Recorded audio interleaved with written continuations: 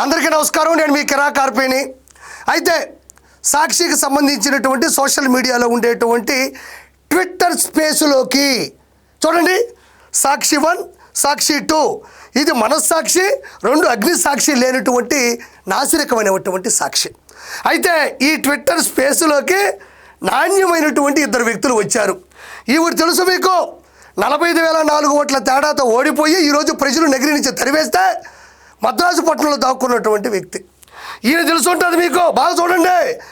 ఈరోజు జగన్మోహన్ రెడ్డి ఈయన పేరు నాగార్జునమ్మ. వీళ్ళిద్దరిని ఈ పెద్ద ఎనాలిసిస్లు అంటే ఎనలిస్టులు, సోషల్ యాక్టివిస్టులు, అపరిమితమైనటువంటి జ్ఞానం పొలిటికల్లో పూర్తిగా మైండ్లో పెట్టుకున్నటువంటి blind persons. These are 2 guys in Twitter space. అక్కడ స్పేస్ లేదు, వీళ్ళిద్దరూ వాడుకున్నారు, వీళ్ళిద్దరూ క్రియేట్ చేసుకున్నారు. జోబులు లేకపోయినా జోబులు గుట్టించుకొని చేతులు పెట్టుకుని పరిగెత్తుకుంటూ పోతా ఉంటారు వీళ్ళిద్దరు. చూడండి, వీళ్ళిద్దరూ కూడా మామూలు కాంబినేషన్ కాదు. ఇది ప్రజల యాంబిషన్. ఓకే, అసలు ఏం మాట్లాడుకున్నారో ఒకసారి విందాం. లడ్డూలో కల్తీ జరిగిందని ఎవరు చెప్పారు అంటే ఆర్కే రోజే అడుగుతుంది, లడ్డూలో కల్తీ జరిగిందని ఎవరు చెప్పారు అంటుంది.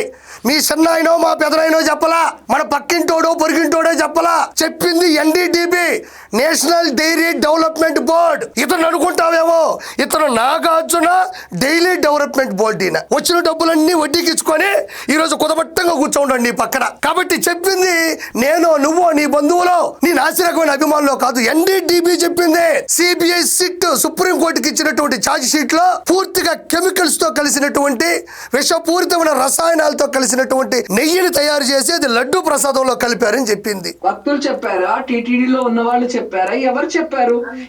నేను తర్వాత ఒక వీడియో ప్లే చేస్తా, ఎవరు చెప్పారో తర్వాత చూద్దాం.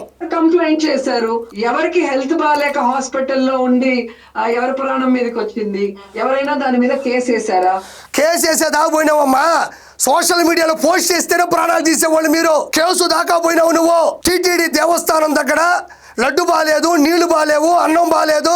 అసలు నిజంగా సామాన్యమైన సర్వదర్శన భక్తులకి అప్పట్లో మంచి పాలు ఇచ్చేవాళ్ళు, లేదంటే దద్దోజనం పెట్టేవాళ్ళు, పులిహోర పెట్టేవాళ్ళు, పొంగలు పెట్టేవాళ్ళు అని అడిగితే ఇట్లా అనేవాళ్ళు. వాడు పొరపాటున అట్టగానే పోయినంటే అటు నుంచి అట్టే పోయేవాడు. పైన కొట్టాం ఉండేది, కొట్టాం. తిరుమల శ్రీవారి దర్శనానికి వచ్చిన వాళ్ళని కొట్టాలో తీసుకెళ్ళి మొత్తం పైనుంచి కింద దాకా తూట్లు పొడిచి మళ్ళీ సర్వదర్శనం కంపార్ట్మెంట్ లో దోసేటోళ్ళు. ఒక పోస్ట్ పెడితేనో మిమ్మల్ని అడిగితేనే ప్రాణాలు తీసేంత పని చేస్తే మీ మీద కేసు పెట్టేంత స్థాయి అప్పటి భక్తులకు ఉండేదాన్ని ఈరోజు ప్రశ్నిస్తుంటా. ఆ రోజుల్లో కరోనా వైరస్ వచ్చి ప్రపంచం మొత్తం తలకిందులైపోయి ఆంధ్రప్రదేశ్ లో ఒక డాక్టర్, ఒక గవర్నమెంట్ డాక్టర్, దళిత డాక్టర్ సుధాకర్ గారు, నాయన ఇక్కడ ఎవరికి మాస్కులు లేవు, ఇది అత్యంత ప్రమాదకరమైనటువంటి వైరస్, కాబట్టి మాస్కులు ఇవ్వండి అడిగిన పాపానికి పిచ్చోని చేసి ఈరోజు చంపేసినటువంటి పరిస్థితి మీది. అలాంటిది శ్రీవారి లడ్డు గురించి మాట్లాడితే మీరు ఊరుకుంటారా?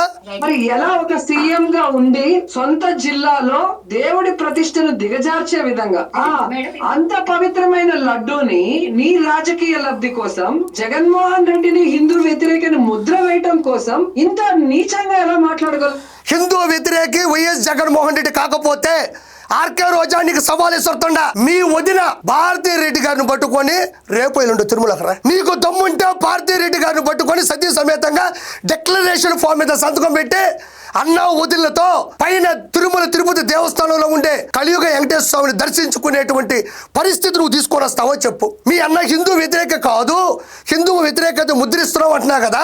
నీకు నిజంగా దమ్ముంటే మీ అన్నని, మీ వదిని తీసుకొని తిరుమల వెంకటేశ్వరుని దర్శనానికి తీసుకోరా. నీకు దమ్ముంటే అక్కడే నోట్లో ప్రసాదం పెట్టి తినిపించు, తీర్థం చేతిలో పెట్టి తాపించు, అక్షంతులు తల మీద పడితే పక్కకి విదిల్చకుండా చెయ్యి. నీకు దమ్ముంటే, నీకు గట్స్ ఉంటే సవాల్ ఇస్తుండా. మీ అన్న వదిన ఇద్దరిని ఒకేసారి తిరుమల పట్టకరా. ఈ రోజుల వరకు గతంలో 5 సంవత్సరాలు ముఖ్యమంత్రిగా వైఎస్ జగన్మోహన్ రెడ్డి ఉంటే ఒక్కసారి నా తిరుమలకి ఎందుకు రాలేదు? సతీ సమేతంగా పట్టు వస్త్రాలు శ్రీవారికి ఎందుకు సమర్పించలేదు? ఈ ఒక్కటి చాలదా మీ అన్న హిందువులకి వ్యతిరేకని చెప్పడానికి? ఈ రోజు హిందువుల యొక్క మనోభావాలను దెబ్బతీస్తూ హిందువుల యొక్క సనాతన ధర్మాన్ని మంటగొల్పే దిశగా పైన అన్యమత ప్రచారాన్ని, క్రిస్టియానిటీని పై స్థాయికి తీసుకెళ్ళింది ఎవరు? జగన్మోహన్ రెడ్డి కాదా అని నేను ఈ రోజు నేను ప్రశ్నిస్తా ఉండా. ఒక చంద్రబాబు నాయుడు అనేది ఆ భగవంతుడికే తెలియాలి, భగవంతుడే ఈయనకి బుద్ధి చెప్పాలి. ఈయనకి పవన్ కళ్యాణ్కి భగవంతుడికి అన్నీ తెలుసు కాబట్టి భగవంతుడు డైరెక్ట్గా అన్నీ చూసినాడు కాబట్టి 151 సీట్ల మధ్యలో 5 ఉంటాయి. పంచభూతాలు 5 గాల్లో కలిసిపోయినాయి. లాస్ట్కి మనకు 2 నామాలు 11 మిగిలినాయి. భగవంతుడు ఉంటే న్యాయం చేస్తాడు నువ్వు ఎలా అంటున్నావో, ఆ భగవంతుడు న్యాయం చేశాడని ఈరోజు ప్రజలు హర్షించేటువంటి పరిస్థితికి మీరు దిగజారిపోయారు అంటున్నా.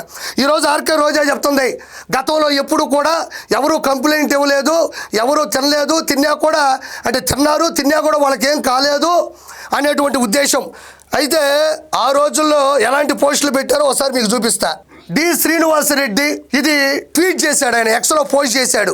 బయటకు చెప్పుకునేటువంటి పరిస్థితి లేదు. గబగబ కిందకి రావడం, ఇంటర్నెట్ ఆన్ చేసుకోవడం, ట్విట్టర్ ఓపెన్ చేయడం. కొంతమందికి ట్విట్టర్లో అవగాహన లేకపోయినా ట్విట్టర్లు ఓపెన్ చేయించుకొని ఇన్స్టాల్ చేయించుకొని పెట్టినటువంటి పోస్టులు ఇవి. ఈ నెలలో 2 సార్లు తిరుపతి వెళ్ళాను, అక్కడ ఏ మార్పు లేదు, ఇంకా ఫ్లైఓవర్ పనులు అలాగే ఉన్నాయి. తిరుపతి వెంకన్న లడ్డూలో నెయ్యి వాసన లేదు. అసలు ఎవరికైనా తిరుమల లడ్డూ బాగాలేదన్నది అయితే ఒక రకంగానే, అందులో నెయ్యి వాసన లేదు అని వాళ్ళకి ఎలా అనిపించింది? ఎందుకంటే కొన్ని వేల సంవత్సరాల నుంచి కొండ మీద ప్రతి ఒక్కరూ వాళ్ళు వెళ్ళినప్పుడల్లా తిరుమల ప్రసాదాన్ని అతి పవిత్రంగా ఇంటికి తీసుకొచ్చి 10 మందికి పంచినటువంటి చరిత్రలో ఇది హీనమైన పని అని నేను తెలియజేసుకుంటున్నా. ఇంకోటి చూడండి, ఇక్కడ సమయం చూడండి, 2022 మార్చి 24. ఇది నేను క్రియేట్ చేసింది కాదు, మీకు దమ్ముంటే మళ్ళీ ట్విట్టర్లో ఇదిగోండి ఈ ఐడి ఓపెన్ చేసి లోపలికి వెళ్ళమని మనస్ఫూర్తిగా కోరుకుంటున్నా. ఇది చూడండి, రాష్ట్రంలాగే తిరుపతి వెంకన్న కూడా దివాలా తీశాడా? లడ్డూ మొత్తం వెతికితే 2 జీడిపప్పు మొక్కలు, 1 పావు యాలక మొక్క దొరికాయి. Kiss missing. నెయ్యి వాసన, కర్పూర సువాసన కోరుకోవడం కూడా అత్యాశనేమో. ఇది పెట్టింది ఎవరు? ఆంజనేయులు గొడపాటి. ఇక్కడ సమయం చూడండి, 2022 జూన్ 6వ తారీఖు. ఈయనైతే ఏకంగా నెయ్యి వాసన లేదని ఆయనంటే, దీంట్లో అసలు కర్పూరం లేదు, సువాసన రావడం లేదు, మొత్తం కూడా కిస్ మిస్సింగ్, జీడిపప్పు మొక్కలు లేవు, 1 పావు యాలకు వచ్చిందంటే. నాకు అర్థం కాని విషయం అంటే, పావు యాలకు వచ్చింది అంటే మీరు ఎంత అవినీతి చేస్తుంటారనేది చూద్దాం. ఇంకోటి చూడండి, ఈయన సత్యమేవ జయితే. సంతోషం, మీకు నమస్కారం. ఎప్పటికైనా ఏం జరుగుతుందో తెలుసుకునే ప్రయత్నం చేస్తున్నారు. నా వయసు 40 ఏళ్ళు. ఇప్పటికి కూడా ఎన్నిసార్లు తిరుమతి లడ్డు ప్రసాదం తింటానో, గత 6 నెలలుగా లడ్డు ప్రసాదం కొద్దిగా రుచి చూసిన వాళ్ళంతా దద్దుర్లు వస్తున్నాయంట. ఇవి దద్దుర్లు వస్తున్నాయి. ఇందాక ఆర్కే రోజా అనింది, దాన్ని తినడం వల్ల ఎవరికి సమస్య వచ్చింది అని. ఇదేందమ్మా దద్దుర్లు వచ్చేది? నాకు అర్థం కాలేదా? ఇతనైతే డైరెక్ట్ గా చెప్పాడు నాకు దద్దుర్లు వచ్చినాయి అని చెప్పేసి. చూడండి, 2022 మే 29. ఈయన రవి నడి కట్ల. సార్, తిరుపతి లడ్డూలో నెయ్యి తక్కువ అవుతుంది, కాస్త పెంచమని చెప్పండి. ఆయన ఆవేదన ఆయన చెప్పుకున్నాడు. చూడండి, ఇది ఎప్పుడు? 2023 జూన్ 20వ తారీఖు.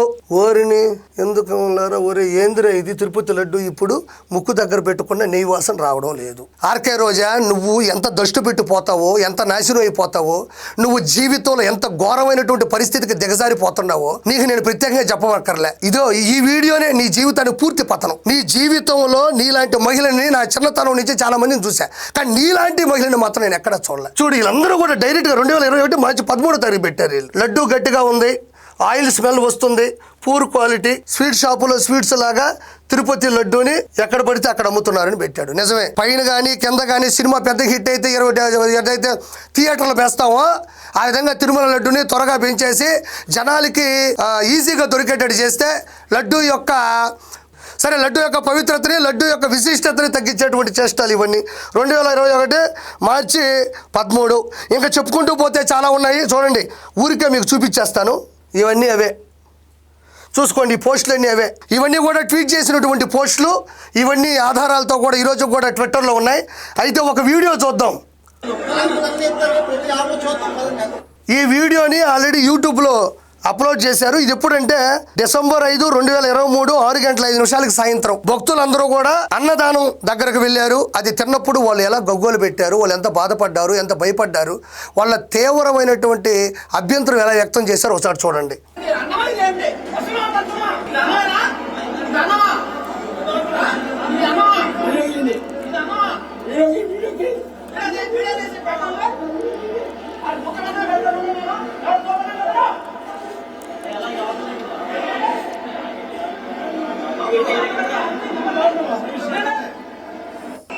తిన్న లోపల చూడండి, ఒక్కరైనా తిన్నారు, ఒక్కరైనా చూడండి సార్. ఇది ఏమైనా రైస్ సార్, ఇది అక్కడ అన్నదాన సత్రంలో భక్తులు వ్యక్తపరిచినటువంటి అభిప్రాయం. అక్కడ ఏమంటున్నారు వింటున్నాం, అన్నం సరిగ్గా ఉడకలేదు, నాసిరకంగా ఉంది, కూరలు స్మెల్ వస్తున్నాయి, ఇంత ముందులా ఎందుకు లేదు, దేవుణ్ణి ఎందుకు మీరు ఇబ్బంది పెడుతున్నారని గట్టిగా అడుగుతున్నారు. నేను డైరెక్ట్గా చెప్పేది వీళ్ళ గురించో పోస్టుల గురించో కాదు. 2019 నుంచి 2024 మధ్యన కోట్లాది మంది భక్తులు ప్రపంచవ్యాప్తంగా పైకి వెళ్ళి భోంచేశారు. వాళ్ళందరికీ తెలుసు ఇక్కడ ఏదో జరుగుతుంది. జగన్మోహన్ రెడ్డి లాంటి ఒక దొంగ ఈ టీటీడీ సంస్థానాన్ని సర్వనాశనం చేస్తాడని చెప్తున్నాడు. నాకు తెలిసింది ఒకటేంటంటే 2019 నుంచి 2024 మధ్యన 3 సంవత్సరాలే తిరుమలకి సంబంధించి పూర్తి స్థాయిలో అతను పరిపాలించాడు. 2 సంవత్సరాలు కరోనా వచ్చింది. ఆ 2 సంవత్సరాలు కూడా కరోనా లేకుండా ఉంటే 20 కోట్ల లడ్డూలు కాకుండా ఇంకెన్ని కోట్ల లడ్డూలు ప్రజలకు పంచేవాడు. 250 కోట్ల లూటీ కాకుండా ఇంకెన్ని వందల కోట్ల రూపాయలు లూటీ చేస్తుండేవాడు. 60 లక్షల కిలోల పూర్తి స్థాయి రసాయనాల నెయ్యిని సరఫరా కాకుండా మిగతా 2 సంవత్సరాలు ఉంటే ఎన్ని లక్షల కిలోల నెయ్యిని సరఫరా చేసి ఉండేవాడు అని ఈరోజు ప్రశ్నిస్తుండ. కాబట్టి జగన్మోహన్ రెడ్డిని నమ్మే పరిస్థితిలో జనాలు లేరు. ఆర్కే రోజా చిల్లర చేష్టాలు ఎక్కువైనాయని మనస్ఫూర్తిగా చెప్తున్నా. మీరు చూడండి ఈ చిల్లర చేష్టాలు చేసి మీ బతుకులు చిల్లర అయిపోయినాయి. Good bye. Please subscribe to Leo News for more videos.